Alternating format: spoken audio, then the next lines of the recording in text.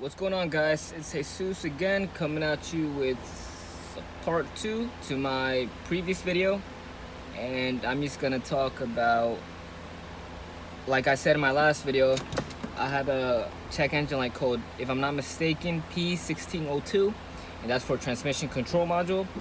And in my last video I told you guys that if I was close to solving or fixing that problem, I was gonna let you guys know. So if you haven't seen my last video, I got a check engine light, and that was for my transmission control module.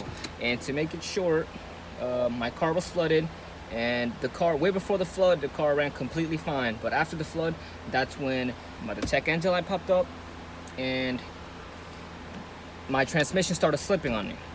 And honestly, the ABS light and the cruise control lights just popped up out of nowhere too, but I'm not worried about that.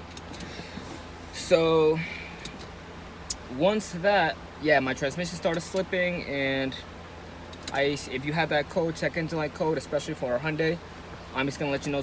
I'm just gonna let you guys know what I did.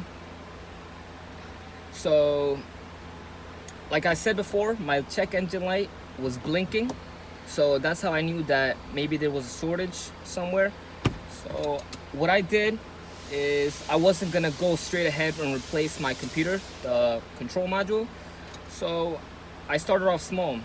First, I took it out right along with the relay. There's a relay for it. So I took it out and I grabbed an air chuck and I literally dried it out. I wanted to make sure it wasn't wet somehow, which it wasn't. And I took out the relay. I just took it, make sure it was dry. They were all dry. I plugged it back in. And when I followed the lines that go from my module into the tranny itself, I literally lifted up the connectors, and there was literally a pocket of water. And I'm actually gonna show you guys. Pop the hood.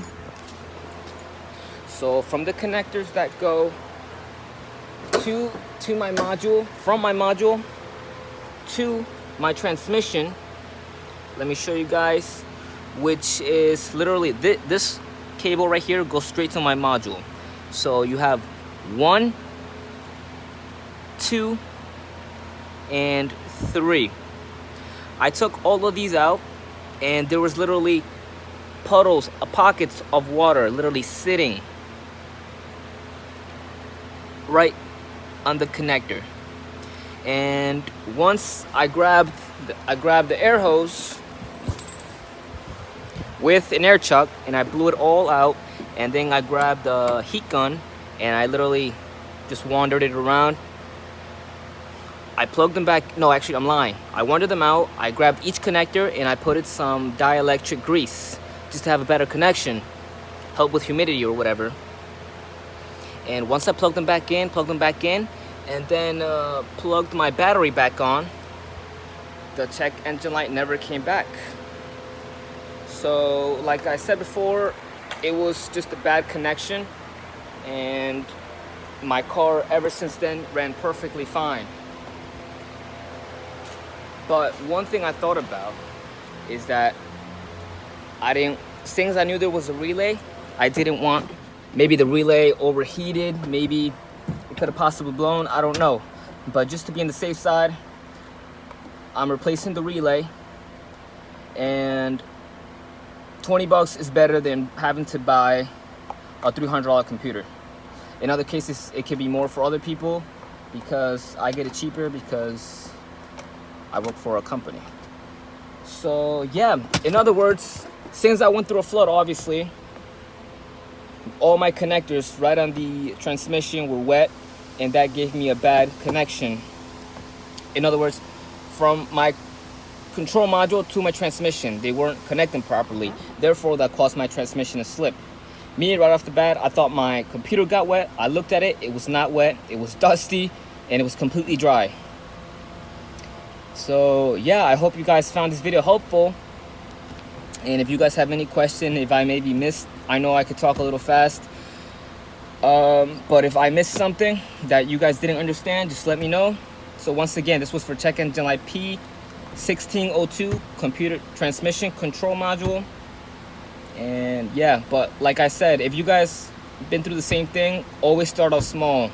Don't just go right ahead and assume it's something big, because you can literally be saving lots of money. It's like, for example, if you're walking and you have pain in your foot, that doesn't automatically mean you need a cast. Just look under your foot, it's a nail, remove the nail, and you're gonna be perfectly fine. Always start off small. And I guess at the end of the day, it only cost me 20 bucks because I'm just being safe, and I'm replacing the relay just to be safe.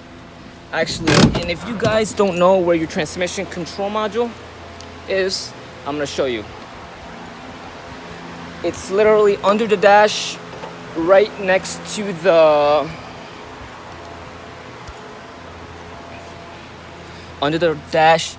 next to your brake pedal, which is right here. That's it right there. That's your transmission control module. And right behind it, right here, right above, let me see if I can show you. Nope. Yep, that right there.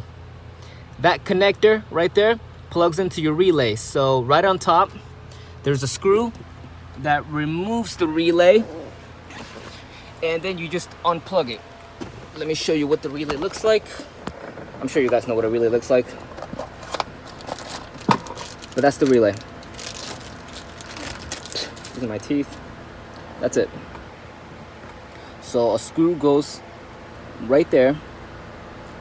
You just take out that screw, and then it comes down, and then you just unplug it from right here. It's that simple. Me, honestly, I don't think I need to replace it, but just to be safe, I wasn't sure if due to the bad connection, it could have overheated or anything could have happened. So that's pretty much it. I'll keep you guys updated if anything else, and just let me know if you guys have any questions.